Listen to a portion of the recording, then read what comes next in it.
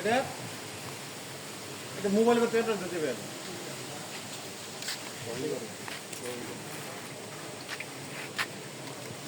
মোবাইলের রিংটোনের বদলে লিলিকে দেবো শ্যামলি নাকি সীমান্ত সীমান্ত সীমান্ত দেখা যাক দিয়ে দিব মোবাইলের মধ্যে রিং করবো সীমান্ত ওইটাই বাজে। বাজে আমার রুমে তো বাজার কাছে ঠিক আছে তুমি কল দিবে কোন রে হ্যাঁ চৌধুরী আসসালামু আলাইকুম ভাইজান, আপনি কোন জায়গা থেকে আসছেন? আমি নোয়াখালী থেকে আসছি। নোয়াখালী থেকে কি প্রথম আসছেন? না, এর আগেও একবার আসছিলাম। এর আগে আসছিলেন? তখন 6 কেজির 6 কেজি নিয়েছিলেন, এখন আবার দ্বিতীয়বার আসলেন। হ্যাঁ, কয় কেজি এনে নিলেন? এখন হচ্ছে 3 কেজি, আবার সামনে আরও সামনে আরও নেবেন। একদিন আসতে হবে।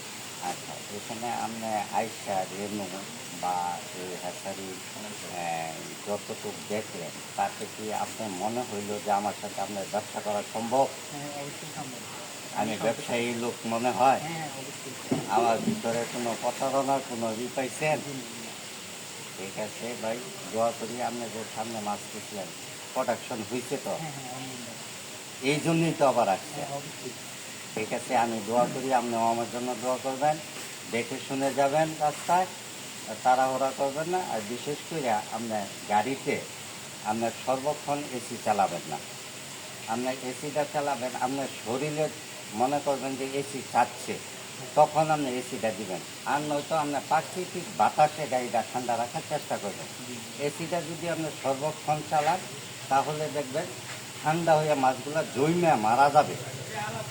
সেক্ষেত্রে আপনার এসিটা সর্বক্ষণ চালানো যাবে না।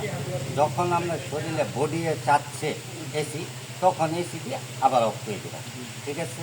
ঠিক আছে, দোয়া করেন। জি, অবশ্যই আমিও দোয়া করি, আমিও দোয়া করি।